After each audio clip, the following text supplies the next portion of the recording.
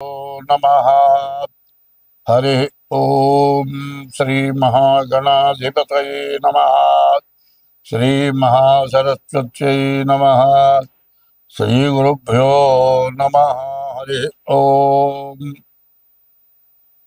रामगुणाभिराम रघुराम पराक्रम भीम जानकी राम प्रपन्न राम बुधरंजित नाम सुधाम राम श्रीराम दुरंत दुर्भर विराम निष्काम यतंसु भक्ति मनसा गुरुपादमुलाश्रयं पुमा मुदमुन पारिजात तरुमूलमुనందు అతి సూక్ష్మరూపుడై హృది రఘువీరునామమును ఎప్పుడు చెప్పెను చుచు రామ భక్తులను బదలక బ్రోచుచుండు ఘనువాయుతనూజుని జీతిరాజు నీయదను దళమూర్చి భక్తి కుమతి గురుపాదములాశ్రయం పుమా. ఇప్పుడు 2025వ సంవత్సరం మార్చి 30వ తారీఖు లోపల నుంచే పరిస్థితులన్నీ మారిపోయినాయి. మరి యుద్ధాలు, కుట్రలు, కుతంత్రాలు, కుటుంబంలో కలహాలు, భార్యాభర్తల కలహాలు, తండ్రి బిడ్డల కలహాలు, మరి చేసే ఉద్యోగం చోట కలహాలు, దేశ విదేశాల్లో యుద్ధాలు, ఇట్లా రకరకాలుగా వస్తూ ఉన్నాయి. ఇట్లా ఉంటే ఎవరికి వాళ్ళు ఏమనుకుంటున్నారు, నా జాతకం బాగాలేదు, నాకు ఎప్పుడు ఈ బాధలు పోతాయి, నా జాతకం ఏమిటి అని ప్రతి వాళ్ళు కూడా జాతకాలు అడుగుతున్నారు, చెబుతున్నాం. ఎన్ని చెప్పినా బాధలు పెరుగుతున్నాయి. ఈ బాధలు ఎందుకు వస్తున్నాయి, ఎట్లా వస్తున్నాయి అనేది నేను ముందుగానే జనవరి నెలలోనే చెప్పాను.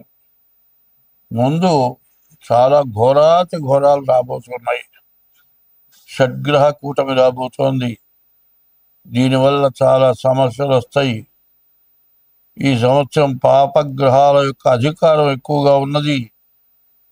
అందరూ ఇబ్బందులు పడతారు, జాగ్రత్త పడండి అని నేను ముందుగా చెబితే, మాస ఫలాలు చెప్పమంటే ఎందుకయ్యా ఇదంతా చెబుతావు, మాకు అవసరమైంది చెప్పు, ఇవన్నీ ఎవరికి కావాలి అని కొంతమంది నాకు ఫోన్ చేశారు.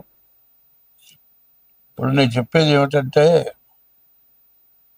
మంచి అనేది చెబుతాం కానీ చెడు అనేది మాత్రం చెప్పం.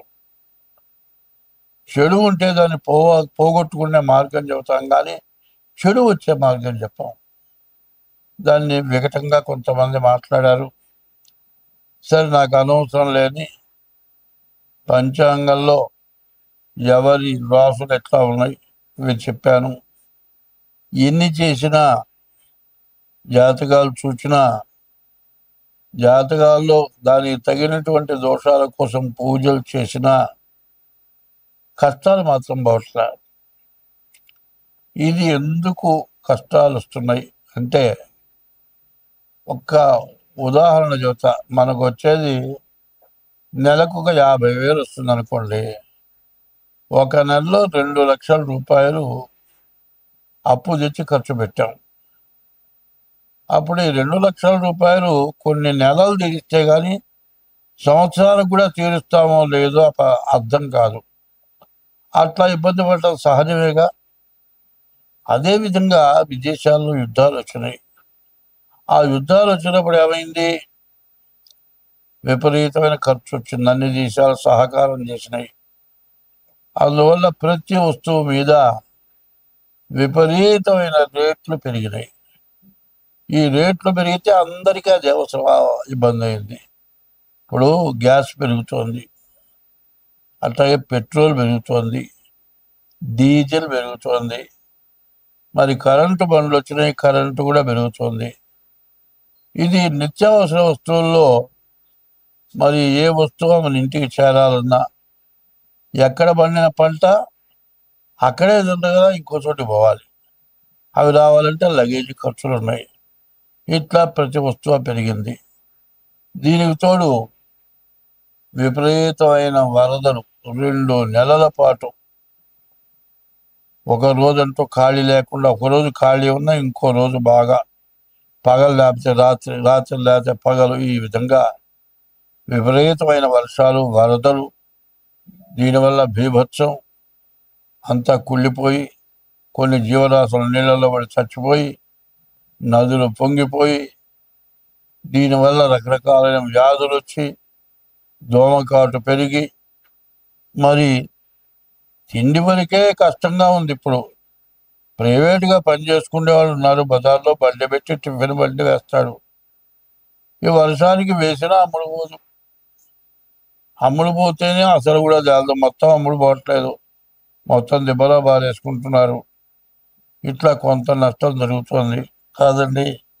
ఎక్కడో టిఫిన్ చేస్తే ఎవడికో వాంతులో విరోచనాలు వచ్చినాయి, బలాంతో టిఫిన్ చేస్తే వచ్చిందని ఎప్పటికైనా మొత్తం బంద్, హోటల్తో సహా బంద్. ఇట్లా అయితే ఏమవుతుంది? డాక్టర్లు ఏం చెబుతున్నారు? వండింది వండినట్లు ఇంట్లోనే వేడి ఆహారం తినండి, కాచిన నీళ్లు తాగండి చెబుతూ ఉంటే, తిండి తింటే ఖర్చు కంటే వ్యాధికి ఎక్కువ ఖర్చు అవుతుంది. ఇంటి యజమానికి వ్యాధి వస్తే వాడి ఇంట్లో కూర్చుంటే వాడి సంపాదన లేకపోతే ఇంకా ఖర్చు పెరుగుతుంది. ఇట్లా రకరకాలైన బాధలు పడ్డాం. ఇవన్నీ ఎందుకు వచ్చినాయంటే, మనకు ఒక్క దుర్గుణం ఉంది. మనకంటే పైవాడిని చూసి మనం ఎట్లా బాగుపడతాం, వాడికంటే మనం ముందుకు ఎట్లా పెడతాం, ఇదొక ఆలోచన. అనుకుంటే అయ్యే పనే కాదు. ఎవడైనా సరే బాగుండాలి అనుకుంటే మనకంటే తక్కువ వాడిని చూసి, అయ్యో వాడికంటే మనం బాగున్నాం, మనంతుంటూ ఒక పూటన వాడి పెడదాం అనే ఉద్దేశం మనకు కావాలి. ఇప్పుడు అట్లా లేదు.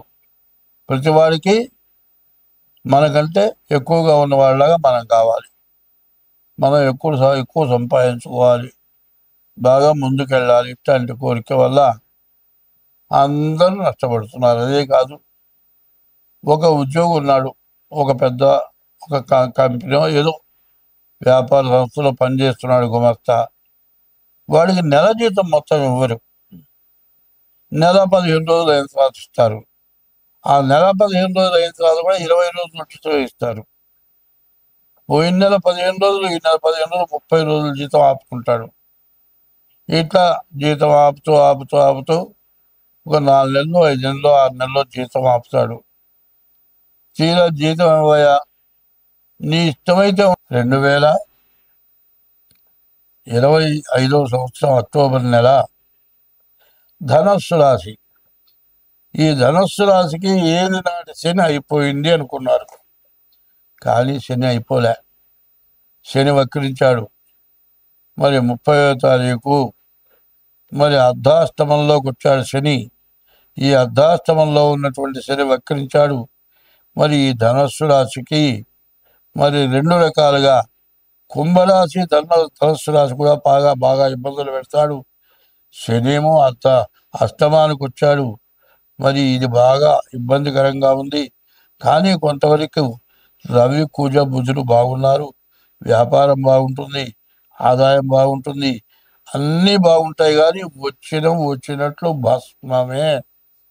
మరి ఆ భస్మం అయిపోయిన తర్వాత ఏం మిగులుతుందండి? మొత్తం బంగారం కరిగించడం కాదు, తగలబెడతారు. ఎందుకంటే మరి సిద్ధ మకర ధ్వజం అని ఉంది. ఆ సిద్ధ మకర ధ్వజానికి కాలుస్తారు 3 రోజులు, 24 గంటలు. ఒక కట్టె దగ్గర నుంచి 5 కట్టెల వరకు, రోజుకు ఒక కట్టె చొప్పున మారుస్తూ, మొదటి రోజు ఒక కట్టె, తర్వాత 2 కట్టెలు, తర్వాత 3 కట్టెలు, తర్వాత 4 కట్టెలు, 5 కట్టెలు, ఇట్లా వేస్తా కాలుస్తారు. పుటం పెడితే భస్మమైనా తూకం రావాలి. కాలిపోయిన బూడిద కూడా ఎంత బంగారం పెట్టామో అంత తూకం వస్తేనేమో అది ప్రాణాలను నిలుపుతుంది. ఒట్టి బూడిదైపోయి తూకం రాకపోతే మాత్రం మరి సిద్ధమకర ధ్వజం కాదు, మరి మొత్తం ప్రాణం తీసేది. అటువంటి పరిస్థితి ధనస్సు రాశికి పూర్తిగా ఇబ్బందికరంగా ఉంది. గురువు శని నవంబర్ 27 వరకు మాత్రం చెప్పడానికి వీలుగానటువంటి పరిస్థితి కనపడుతోంది. కాబట్టి ఈ రాశి వాళ్ళు చాలా జాగ్రత్తగా ఉండాలి. శనికి జపం చేయించుకోవాలి, గురువుకి జపం చేయించుకోవాలి, జాతకం చూపించుకోవాలి, ఈశ్వరారాధన చేయించుకోవాలి. ఎవరికి చేతికి డబ్బులు ఇవ్వద్దు. ఎవరికి కూడా హామీ సంతకాలు పెడితే వాళ్ళు కాజేసిన మొత్తం మీ నెత్తిన పడుతుంది. ఒళ్ళు దగ్గర పెట్టుకొని ఉంటే మంచిది. స్వస్తి.